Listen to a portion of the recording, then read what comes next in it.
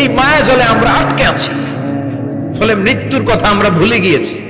পাগলের মতো ছুটছি, আরো টাকা লাগবে, আরো খ্যাতি লাগবে, আরো যশ লাগবে, আরো দাপট লাগবে। আমার এত টাকা দিয়ে কি হবে? এত সম্পদ দিয়ে কি হবে? এত ব্যস্ততা দিয়ে কি হবে তোমার?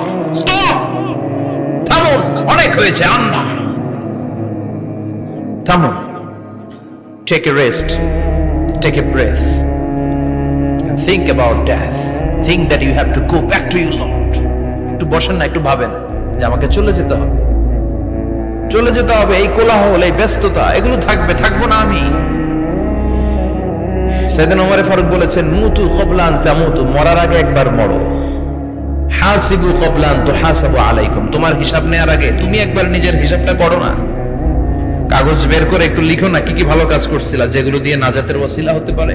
1 2 3, আর কি কি আকাম কুকাম করছো দেখো না, লিখে দেখো তোমার অবস্থাটা কি। মরার আগে একবার মরো। মরার আগে খাটের মধ্যে শুয়ে শটান করে চোখ বন্ধ করে একবার মরার ভান করে দেখেন কেমন লাগে। চোখটা বন্ধ করেন আর ভাবেন আপনি নাই, কি কি হতে পারে ভাবেন। আপনার ছেলে মেয়েরা কান্না জুড়ে দিবে, আপনার প্রাণের স্ত্রী বিলাপ শুরু করে দিবে, বন্ধু বান্ধবের চিৎকার আর মাতম, স্থানীয় এলাকার মসজিদে ঘোষণা, অমুক এলাকার নিবাসী অমুক ভাই অমুকের ছেলে অমুক দুনিয়ায় নাই। সব আত্মীয়রা চলে আসবে, ফেসবুকে স্ট্যাটাস দেয়া হবে, সবাই সবাইকে জানাবে বিকাল 4টায় অমুক হাই স্কুল ময়দানে আপনার জানাজা। ছুটে আসবে, সবাই ছুটে আসবে আপনাকে শেষ বিদায় দিতে, গুড বাই জানানোর জন্য, আল ওয়াদা, বিদায় জানাতে আসবে সবাই। 4 তাকবীর দিয়ে আপনার জানাজা হবে, অশ্রুসিক্ত জানাজায় আপনার বিদায় হবে। কাঠের খাটিয়ার মধ্যে করে কাঁধে তুলে আপনার কবরে নেওয়া হবে। আগে থেকে খুঁড়ে রাখা কবরটার মধ্যে আপনারে বিছিয়ে দেয়া হবে। বাঁশের কচি দিয়ে তার উপরে মাটির চাপা দিয়ে সব চলে যাবে।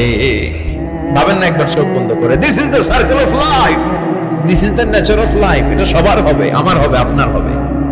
এত মায়া, এত ভালোবাসা কই যাবে?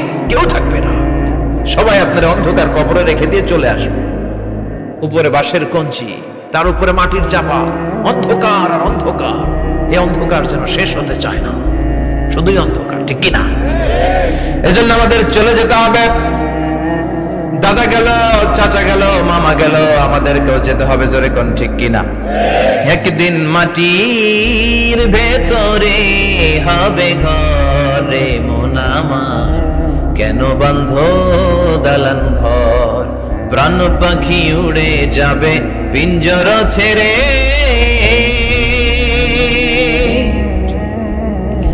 ধরা ধামে সবই রবে, তুমি যাবে চলে। বন্ধু বান্ধব যত, মাতা পিতা যারা সুত, সবই হবে তোমার পরে। মন আমার কেন বন্ধ দালান ঘর, একদিন মাটির ভেতরে হবে ঘরে মন আমার, কেন বন্ধ দালান ঘর, ঠিক কিনা? সব করে থাকবে, চলে যেতে হবে আমাদেরকে। এজন্য আখিরাতের কথা যেন আমাদের স্মরণ হয়। বিষ্ণুই বলতেন, নাহাইতুকুম আন জিয়ারাতিল কুবুর, আমি তোমাদেরকে কবর জিয়ারত করতে আগে নিষেধ করতাম, কিন্তু এখন নিষেধাজ্ঞা প্রত্যাহার করে নিলাম। এখন সব সময় তোমরা কবরের সামনে যাবা আর জিয়ারত করবা। কবরস্থানে জানতো বড়ুয়া কৃষ্ণপুরের এই গ্রামের কবরস্থান আছে কোন দিকে? পূর্ব দিকে আছে, গোখরার জলের ওদিকে। যান আপনারা, একটু যাবেন, একটু গেলে আখিরাতের কথাটা স্মরণ হবে।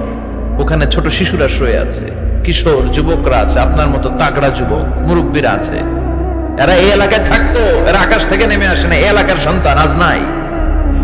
একটা সার্টেন পিরিয়ড শেষে আপনিও থাকবেন না। This is the nature of life, this is the circle of life. ছোট্ট শিশু হয়ে এসেছিলেন, শৈশব, কৈশোর, যৌবন, প্রৌঢ়ত্ব। আগে ছিলেন সিঙ্গেল, বিয়ে করে হয়ে গেলেন ডবল।